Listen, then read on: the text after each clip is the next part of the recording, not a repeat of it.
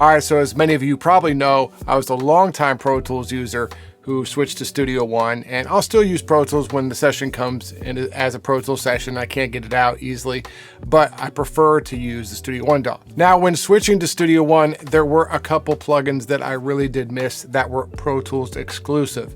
And the number one plugin was the SansAmp. The SansAmp has always been a great plugin, not just for bass and guitars, but also putting it on drums, vocals. It has so many different uses. So when I saw that the guys from AudioPunks were coming out with a SansAmp plugin, and I know those guys make quality stuff, I was pumped. But they not only created the PSA1 rack mount, which is the one in Pro Tools, they are also giving you the classic SansAmp Pedal, which was made famous by, Kurt Cobain from the album In Utero. I believe that's when he really started using that pedal as opposed to just the Boss Distortion pedal. So in today's video, I will show you guys the new plugin. We will compare it to the Pro Tools version. I have a setting that is supposed to sound like Kurt's guitar, which we'll take a listen to. And we'll also go over an example of using it on drums, which is one of my favorite uses for the SansAmp. Before we do get started, if you need any mixing and mastering services, make sure to hit me up at mixandmastermysong.com. You can also find my courses and presets there. Let's go. All right, guys, so here is the plugin from AudioPunks, and it looks just like the rack mount PSA1 or the Pro Tools plugin, just a lot bigger, which is nice. It has all the same knobs as you would in the original Pro Tools one, but there is a mix knob here, which is a huge feature add that we like. And even better is they've just recently added this phase flip, which really helps when you're using it for drums and all kinds of things. Bypass up here. You can link these or use them separately. Another cool feature. So you can use, get different sounds from your left and your right. Or if you look here, there's a switch. You can use this in MS mode, which is pretty wild. I haven't used it in MS mode, but that's a pretty cool feature to have. Now, as I said in the beginning, it also has the original SansAmp pedal. Now, where is that? Well, see these little buttons? You just click this and switch to classic, and there it is. The pedal with the little clickers that I'm sure was annoying if you were a guitar player. I never actually owned one of these pedals, but that doesn't look like it was very much fun. But you can switch that, and now you have left and right here. Another cool feature that you could do is use the PSA1 on your left and then the SansAmp pedal on your right or mid-side. So really amazing flexibility on what you can do with each side. And this works just like the pedal does. If you look at the original pedal, these are the same exact knobs and settings. You have lead, normal, and bass. Lead was supposed to be a Marshall, I believe. I could be getting this wrong. Normal was a Mesa Boogie, and the bass, pretty sure, was a Fender. If I'm wrong, you guys will let me know in the comments. And once again, it has a mixed up with the phase flip, which I love having. All right, so now that we have a basic understanding of how the plugin works, let's take a listen to it. I'm just gonna bypass this first. This is just a basic preset I loaded up. And I'm gonna play a dry guitar, and then we'll turn it on. You guys can hear the difference.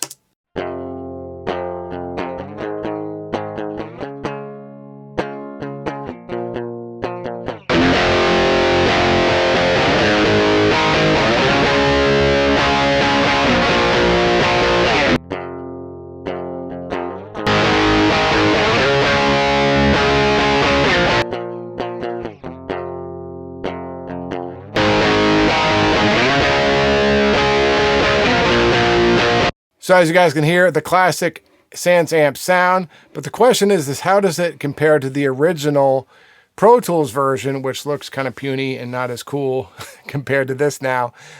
Let's take a listen to that. So I'm going to play this over here. Let me scroll over, and the blue one is the AP, the AudioPunks SansAmp, and this yellow one here is the Pro Tools one. Maybe I should do this so you guys don't get confused, or so I don't get confused. And so what you're going to hear first is this one, the AP, and then we'll hear the Pro Tools. And as you can see, I have these settings basically all the same. So let's take a listen.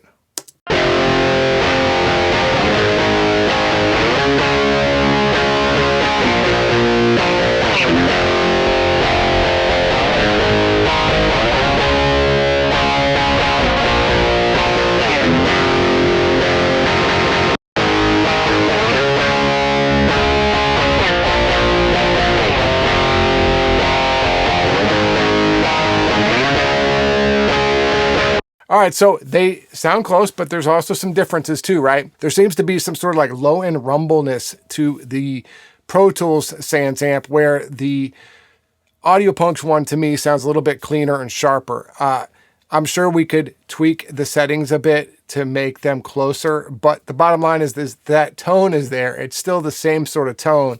And so you now, probably have a better sounding plugin 100 years later with the AudioPunks one. In my opinion, I think it sounds better than the Pro Tools one. You guys can let me know what you think in the comments, but you can also now use this plugin in other DAWs like Studio One, for instance, or Cubase or whatever DAW you're in. This plugin can now go with you. And to me, that's the best part about the whole thing. Now, I did mention that we would take a listen to what was known as Kurt Cobain's guitar sound in this video. And I am no guitar god.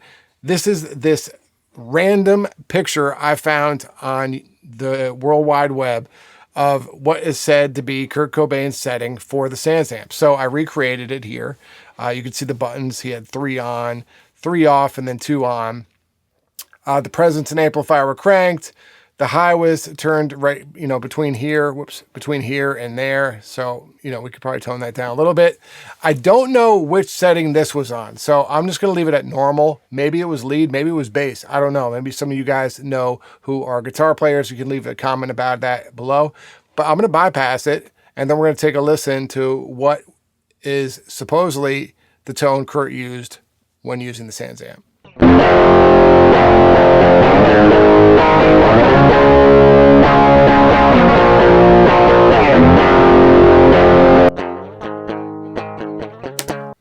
So, sounds kind of like Nirvana. I also have read that he used a Boss pedal before this, so that could change the tone quite a bit, but it does give me that sound. I mean, it sounds like an Ear to Rose kind of guitar tone.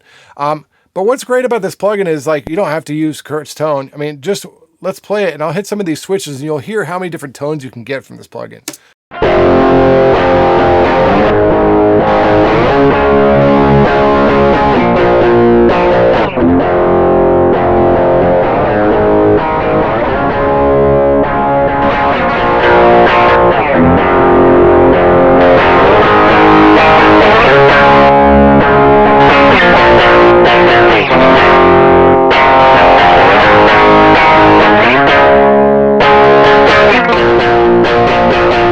So yeah, I mean, you could spend hours tweaking tones with this to get whatever sound you want. And that's what's really fun about the SansAmp. And one of the reasons why I like to use it on drums. So on drums, I like to, and I've learned this a lot from Chad Blake, and we're actually, you know what, let's just use his setting here.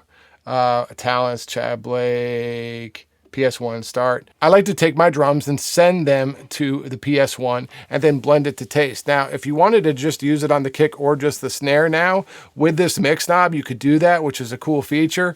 Or on bass, I've been using this a lot on bass as well. And what I've been doing is adding it, and then I can dial back the mix just directly on the bass track. So you don't have to create a send anymore like you used to with the Pro Tools version. But let's just play the drums and play with this for a little bit and see the different tones we can get.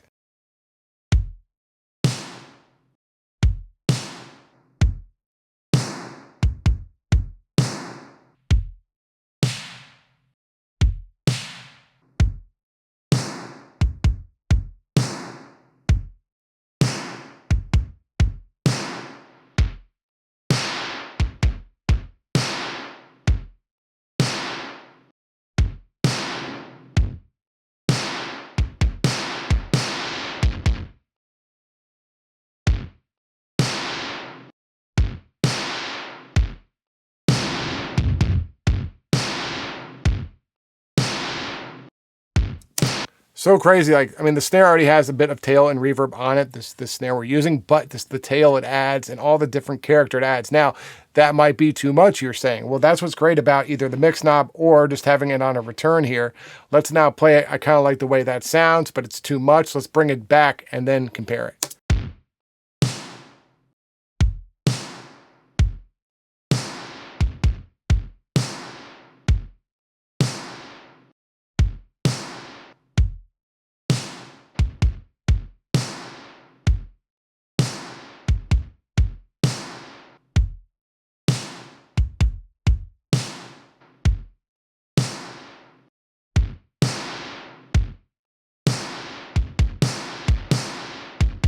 All right, so that is the overview of this new SansAmp plugin from AudioPunks. As you can see, a multitude of different ways you guys can use it. Drums, bass, guitar, vocals. It's just one of those plugins that works well on anything if you're looking for, something to make the sound dirtier or grittier.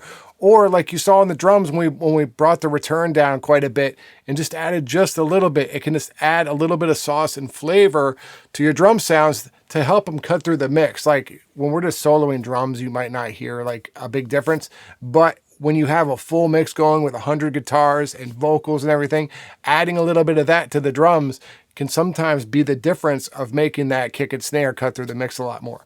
So anyway, I am super happy to have this plugin now in Studio One or whatever DAW I'm using, Logic. And if I'm in Pro Tools, if I'm in Pro Tools, I will be using the AudioPunks version just because it's so much more versatile and I think sounds a bit better as well. Let me know what you guys think in the comments below. And like I said in the beginning, if you need any help with your songs, hit me up at mixandmastermysong.com. Talk to you guys soon.